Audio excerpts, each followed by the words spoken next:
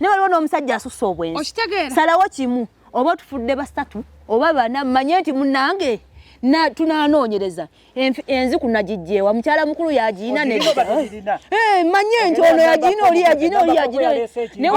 waliyo bano bebayita ne woyambaza ekidomola ng'agenda nakyo waliwo n'oyo aba asusse bambi okitegeera oyinza okufa nga tolaamye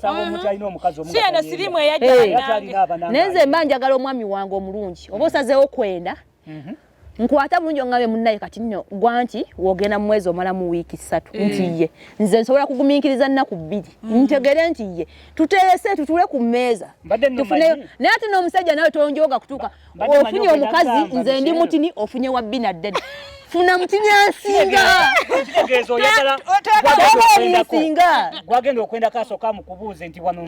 ongambeko ate gwali mulungi ongambeko tukkaanye naye nga osikkaanya naawe nga lwaki tokkaanya emboozi yange naawe